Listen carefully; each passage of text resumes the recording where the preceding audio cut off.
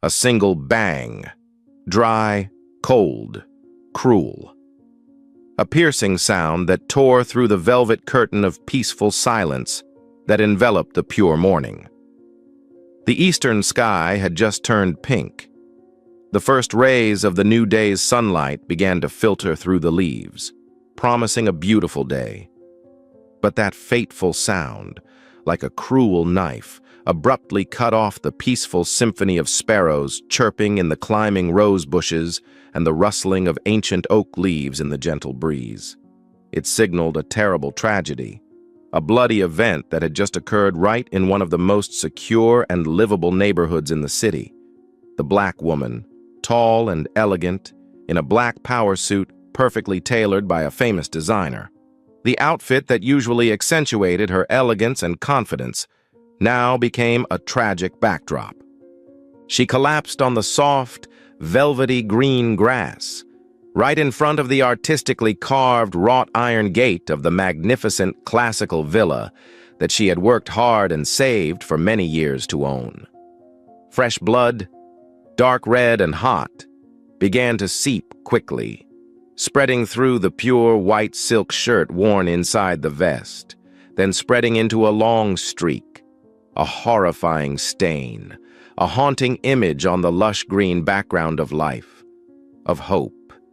She tried, with a tremendous effort of will, to raise her slender hand, with its carefully tended, trembling fingers, to cover the throbbing, burning wound in her left abdomen, her delicate face, with its sharp, intelligent features, which always maintained a calm, self-possessed expression even in the most tense situations, was now contorted by the excruciating pain that was tormenting her body.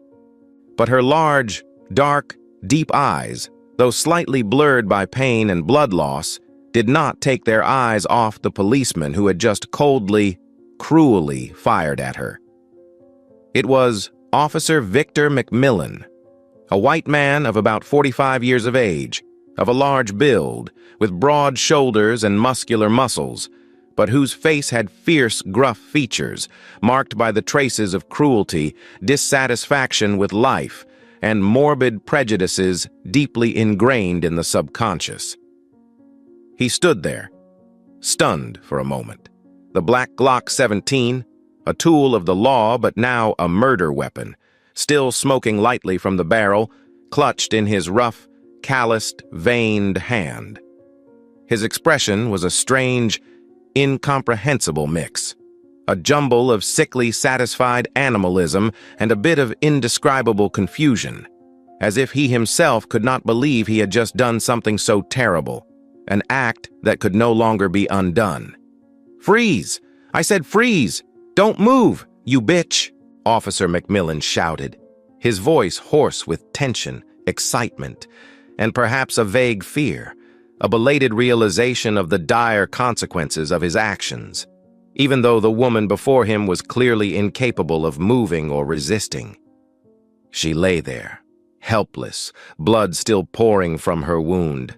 She just looked at him, not saying a word, her lips pressed tightly together, trying to suppress a painful groan that was threatening to burst from her throat. Her breathing became increasingly labored, weak, and urgent. The light in her eyes, the eyes that had always shone with intelligence, determination, and strength, seemed to be slowly fading, sinking into darkness.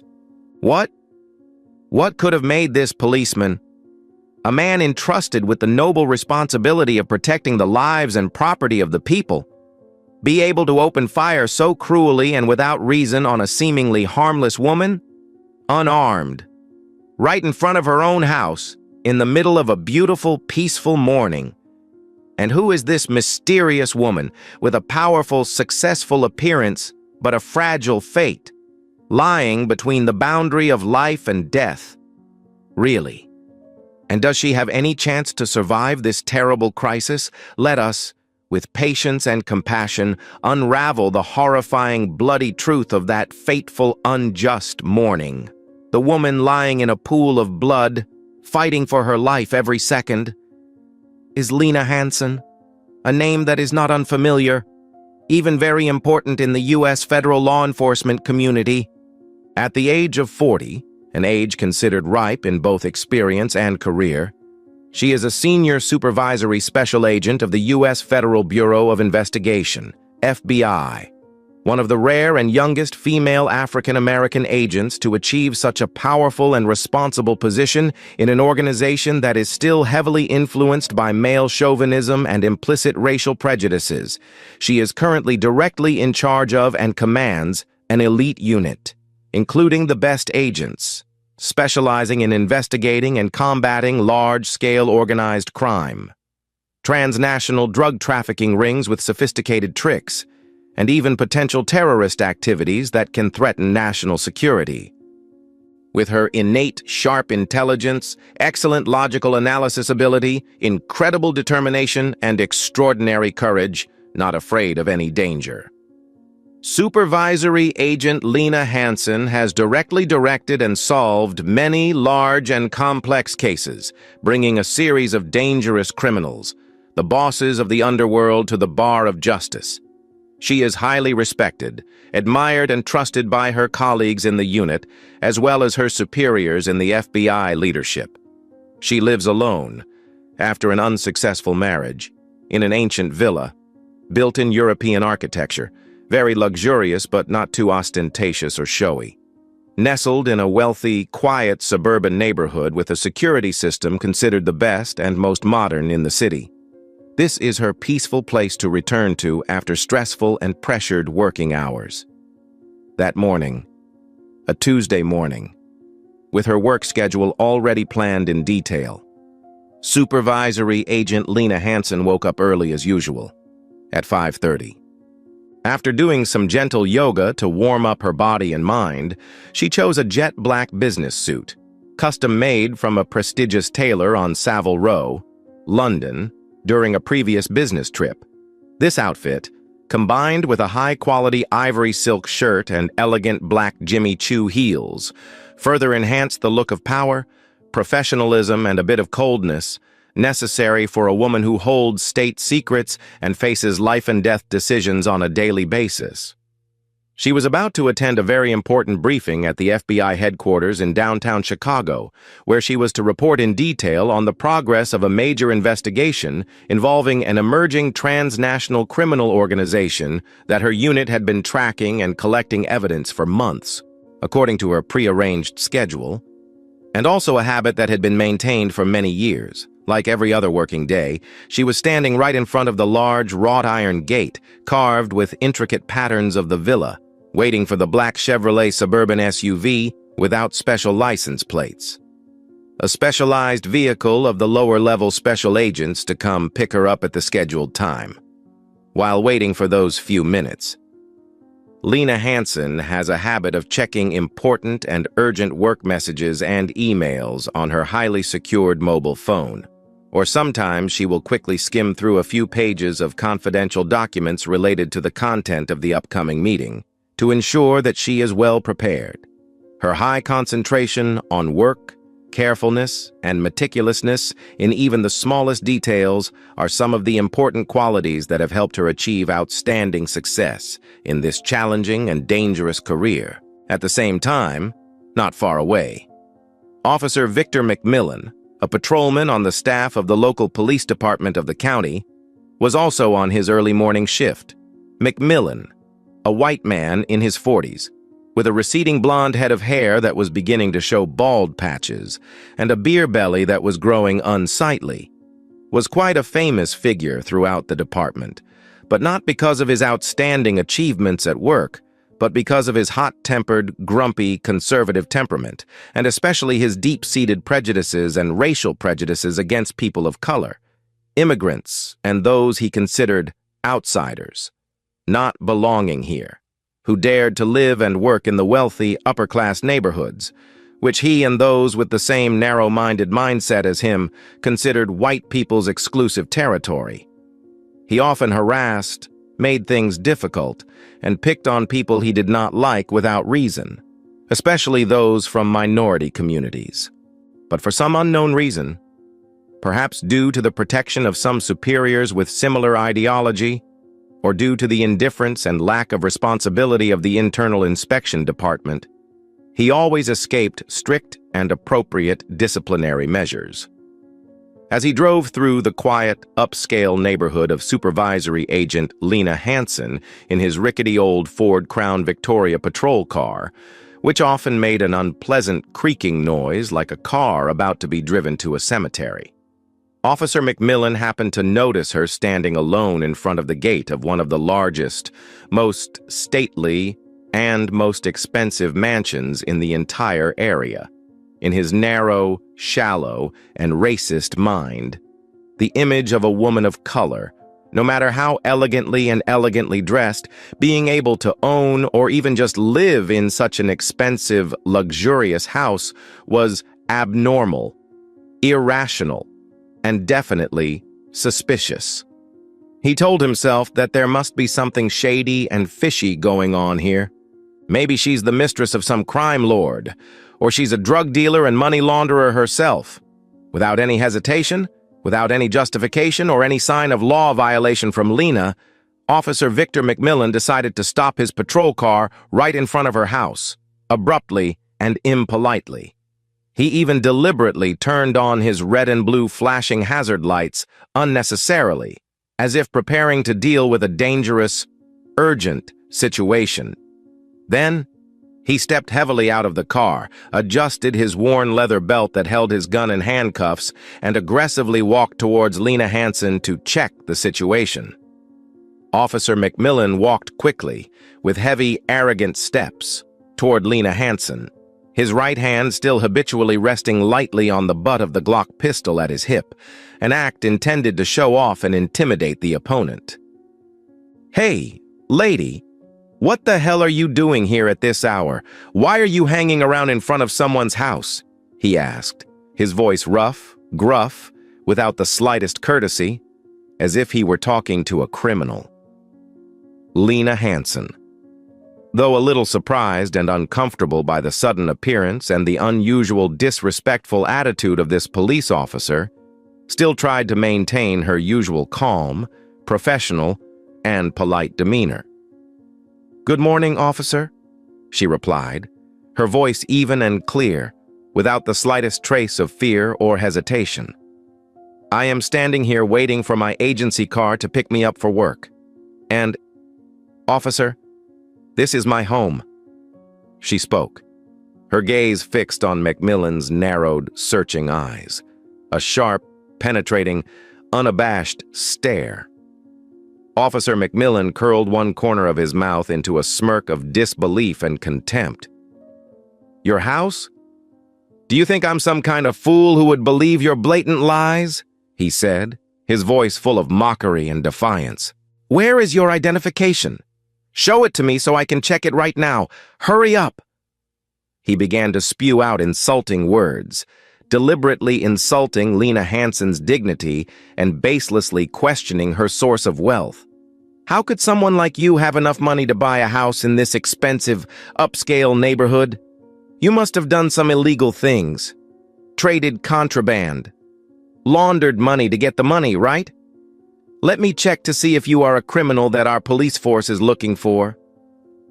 Lena Hansen began to feel the annoyance and even a little bit of genuine anger rising inside her at Officer Victor McMillan's arrogant, unreasonable attitude and blatantly racist, unacceptable words. She took a deep breath, trying to control the emotions that were beginning to rise. "Officer," she said, her voice surprisingly calm, but now much firmer and more stern, "I request that you speak to me respectfully, in the manner expected of a law enforcement officer. And could you please tell me the specific reason for this search? Have I violated any city or state laws?" Lena Hansen's calmness, confidence, and completely legitimate and lawful demands made Officer Victor McMillan even angrier and more out of control than ever. He felt that his authority, an authority he considered absolute over the weak, the colored people, was being challenged and openly disrespected by a black woman. That was an unacceptable humiliation for a man with a sick ego and deep-seated racist prejudices like him. "You dare lecture me again, you bitch!" Officer McMillan roared like a wounded animal, his face red with anger, veins bulging on his temples. He began to blatantly and baselessly accuse Lena of having a suspicious appearance. Exactly like a dangerous criminal, especially a drug trafficker, who is wanted by the federal police nationwide. Lena Hansen. Realizing that the situation could become much more dangerous if she continued to argue with an angry, abusive, and unpredictable person like Officer McMillan, tried to keep a safe distance and said firmly and clearly, "Officer, I repeat, I have not done anything wrong. If you continue to have such insulting, disrespectful, and slanderous actions and words, I will be forced to use my civil rights to call my personal attorney or report this incident directly to your superiors, even the city police chief, for your improper work attitude and signs of abuse of power." It was Lena's threat to report to her superiors that was the last straw, adding fuel to the fire of anger that was already burning fiercely in Officer McMillan's heart. He thought that Lena was deliberately stubbornly resisting, challenging his absolute authority, and possibly intending to run away to avoid being checked, although in reality, she had not made any suspicious actions or had any intention of running away. Without a moment's thought, without any consideration of the serious consequences that could occur, he suddenly, with an incredibly agile movement for a man of his size, pulled his Glock 17 pistol out of the holster on his hip, skillfully loaded it, and pointed the black, cold, deadly barrel straight at Lena Hansen. "Freeze! I told you to freeze! Put your hands above your head right now! If you dare move a finger, I will blow your brains out!" he shouted, his voice full of menace and brutality.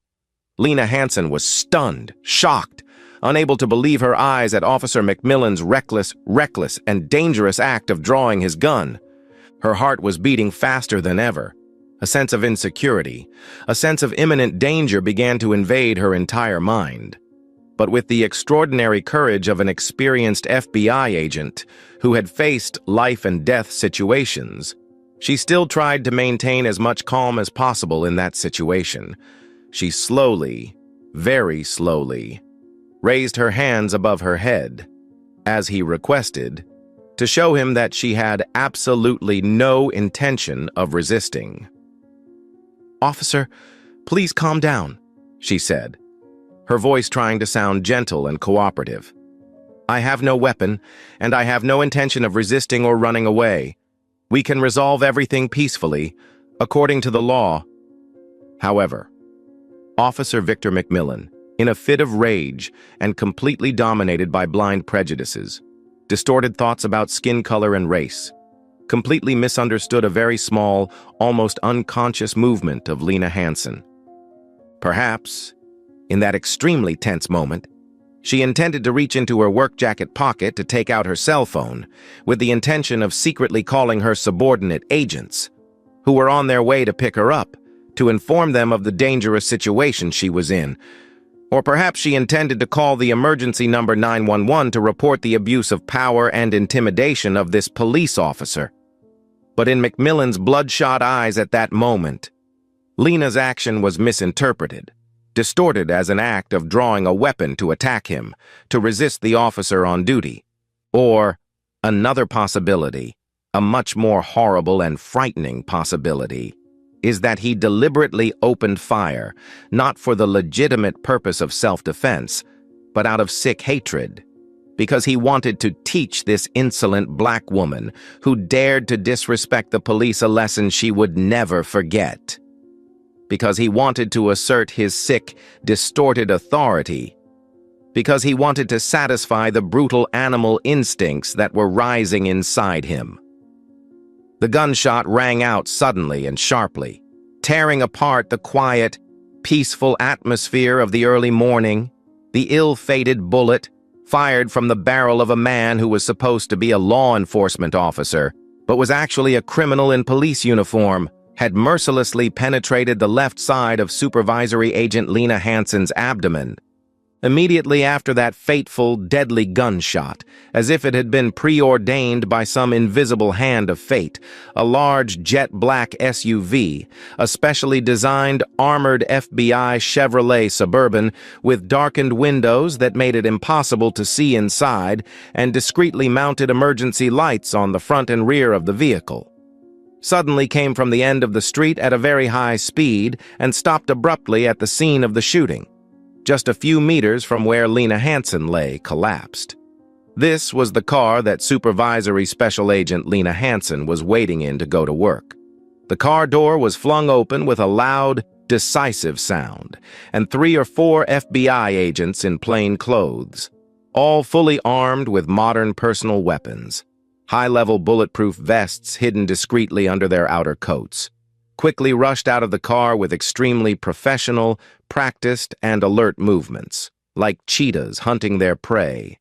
They immediately realized the extremely dangerous and serious situation unfolding before their eyes.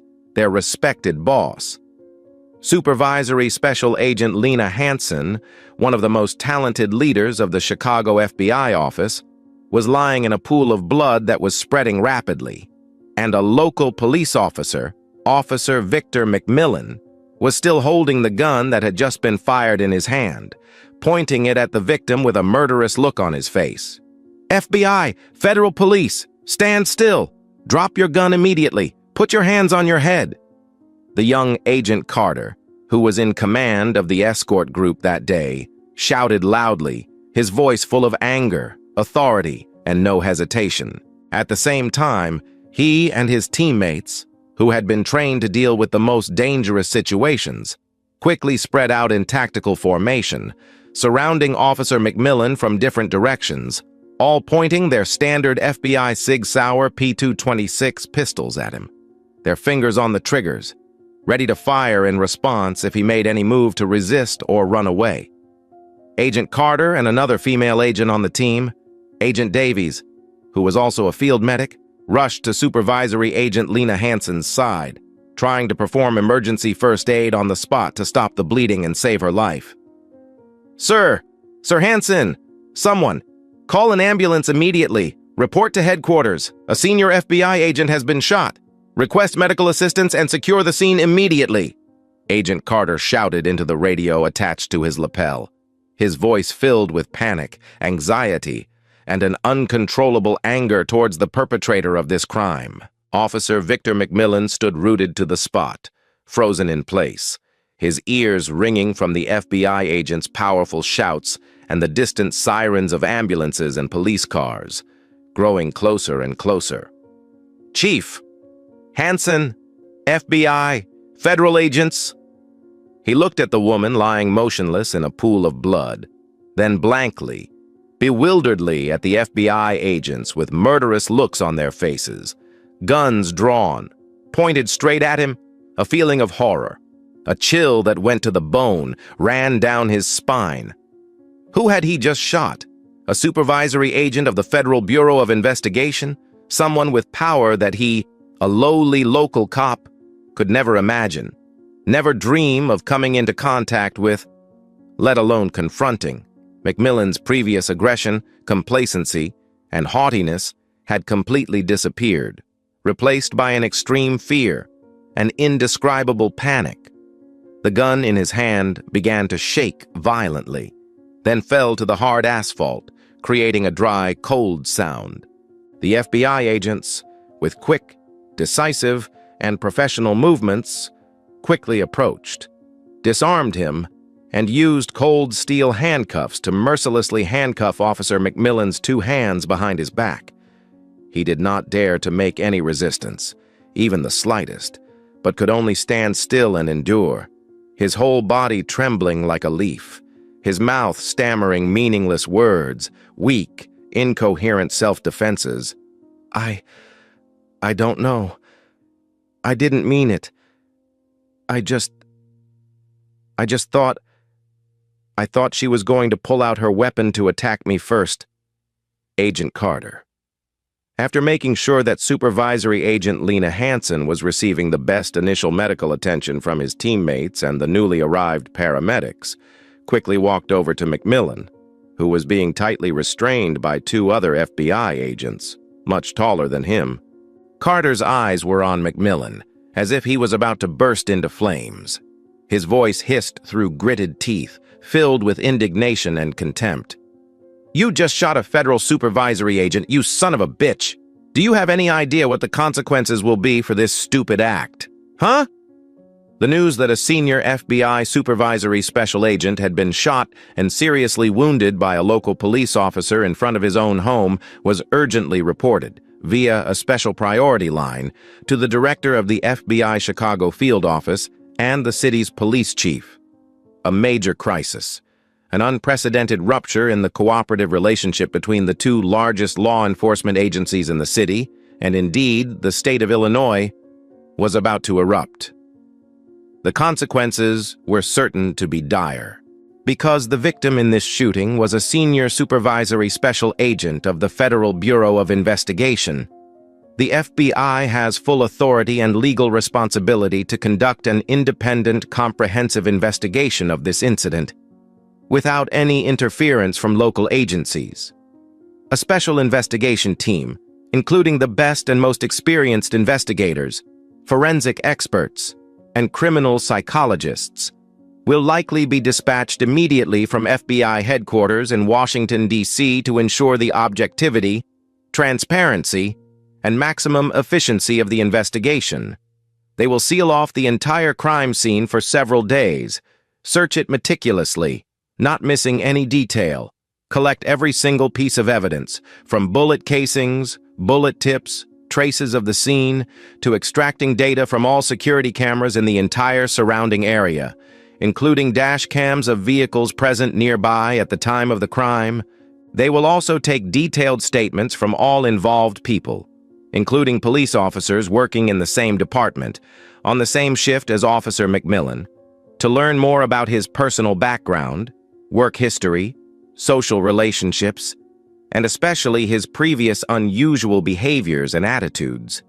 Officer Victor McMillan's personal and work records at the local police station were thoroughly reviewed. Page by page, the initial investigation showed, not surprisingly to those who knew him well, that he had been repeatedly complained and denounced in writing by citizens for his use of excessive force while on duty. His arrogant and authoritarian attitude towards the people, and especially his racist and disparaging words and actions in the past.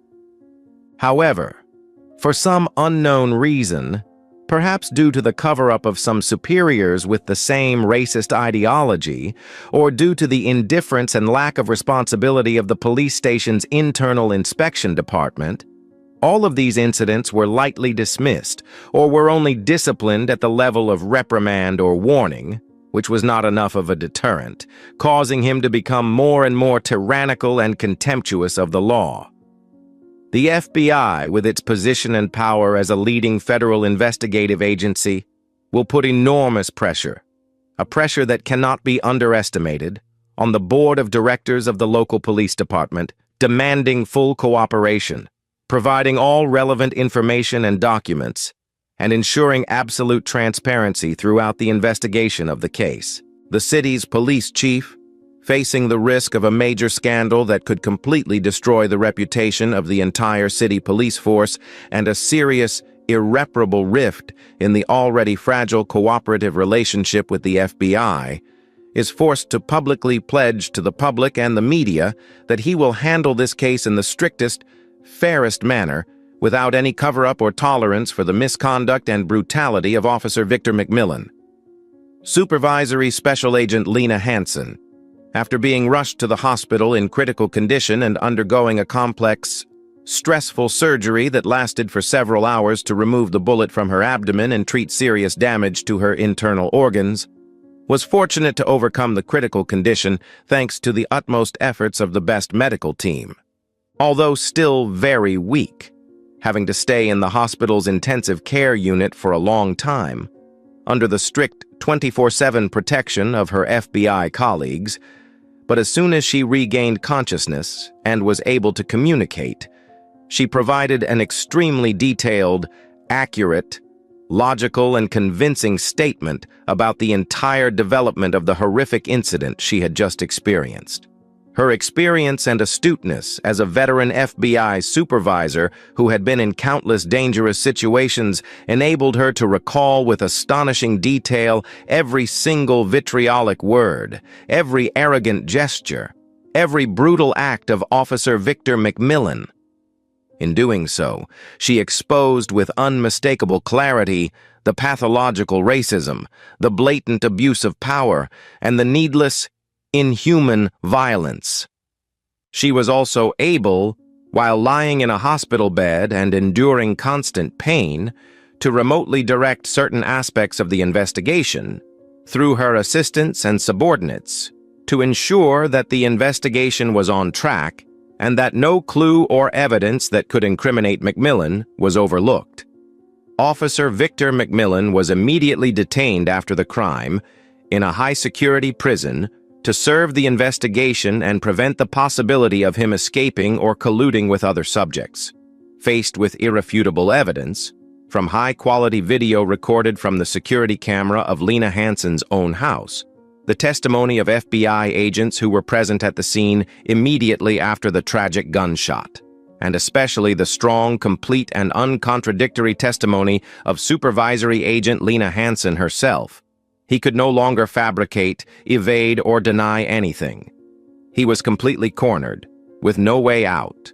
McMillan's court-appointed defense attorney, after carefully reviewing the entire case file and the evidence presented by the prosecution, also had to shake his head and admit that his client's situation was extremely disadvantageous. With almost no chance of escaping the crime or having his sentence significantly reduced, the evidence was too clear, and McMillan's crimes were unforgivable. Finally, after a thorough and meticulous investigation and evidence collection process lasting nearly 2 months, the federal prosecutor's office has officially decided to prosecute Officer Victor McMillan in federal court with a series of the most serious charges, including intentionally causing serious injury with a military weapon while performing official duties with the aggravating circumstance of endangering the victim's life, abusing his position and power while performing official duties, causing particularly serious consequences, and seriously violating the civil rights of citizens as stipulated in the Constitution due to clearly and intentionally racist behavior. The trial of Officer Victor McMillan took place under the special attention of the public and the media nationwide as well as internationally. The incriminating evidence, including security camera video recording the entire incident clearly, the testimony of witnesses at the scene, and especially the emotional but also extremely strong and convincing testimony of Supervisory Agent Lena Hansen, who had to sit in a wheelchair with injuries that were not yet fully recovered, to appear in court to testify, facing the man who almost took her life, was presented in an extremely convincing manner before the jury. After many days of intense trial, with heated debates between the prosecution and defense attorneys, along with a thorough, lengthy, and thoughtful deliberation process, the 12-member jury unanimously declared Officer Victor McMillan guilty of all charges brought by the prosecution. At the sentencing hearing a week later, in a courtroom packed with spectators and reporters from around the world, the presiding judge, a man known for his severity and fairness, after carefully and comprehensively reviewing the entire case file, assessing the brutal, gratuitous, inhumane, and unacceptable nature of the crime, as well as the serious, long-term physical and mental consequences that the defendant had caused to the victim, a colleague in the law enforcement industry, imposed an extremely severe sentence, highly deterrent and supported by public opinion. Former police officer Victor McMillan was sentenced to 28 years in prison, a sentence that is considered completely appropriate, accurately reflecting the seriousness of the crime he committed and also a strong, resolute warning to those who intend to abuse power, trample on the law and the dignity of others. In addition to the lengthy prison sentence, which will last for most of his life, Victor McMillan was ordered by a federal court to pay Supervisory Special Agent Lena Hansen $350,000 in restitution for her severe physical injuries, including all costs of surgery, inpatient and outpatient treatment, and rehabilitation costs that will last for years to come, severe and irreparable mental injuries, and medical and legal expenses that she incurred during the investigation and prosecution. He was also permanently dismissed from the police force by the police department's disciplinary board, losing all benefits, including pensions and other benefits. The case of Supervisory Special Agent Lena Hansen and former officer Victor McMillan became a classic case, an unforgettable and costly lesson, a powerful and profound wake-up call about the abuse of power, brutality, and racism that still persists, like a malignant cancer, in a significant portion of law enforcement across the country.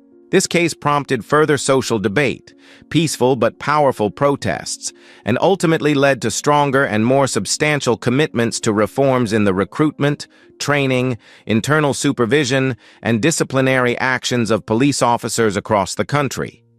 In order to build a truly clean, strong law enforcement force that serves the people and upholds the rule of law, Supervisory Special Agent Lena Hansen, after a long and difficult period of treatment and rehabilitation, with physical pain and mental trauma that is not easy to heal, bravely and resiliently returned to the job she loved and was passionate about at the FBI, with a determination and a will that was even greater and stronger than before. She has become a living symbol of resilience, extraordinary courage, uncompromising fighting spirit, and the relentless fight against injustice, violence, and abuse of power. The long scar, fading over the years on her abdomen, will forever be a painful testament to the dangers and risks of the profession she chose. But at the same time, it is also a symbol of strong life, of the will to constantly strive, and of the steadfast belief that justice will eventually prevail, even if it has to pay a great price. What do you think of the 28-year prison sentence and $350,000 in restitution awarded to former officer Victor McMillan in this high-profile case? Is it enough to compensate for the severe physical and emotional damage that Supervisory Special Agent Lena Hansen endured, and to serve as a deterrent to others who might consider similar actions? Or should there be more severe punishments? In your opinion, what specific and practical measures need to be implemented more resolutely by the authorities, legislators, and the whole society to more effectively prevent racism and abuse of power in law enforcement agencies, in order to build a truly fair, safe, and livable society for everyone, regardless of skin color or origin? What emotions, thoughts, and deep concerns does this dramatic and tragic story evoke in you about the fragility of personal safety, even in places that seem to be the safest and most civilized, and your belief in a truly fair, impartial justice system, not dominated by false prejudices and always on the side of the weak? The victims of injustice?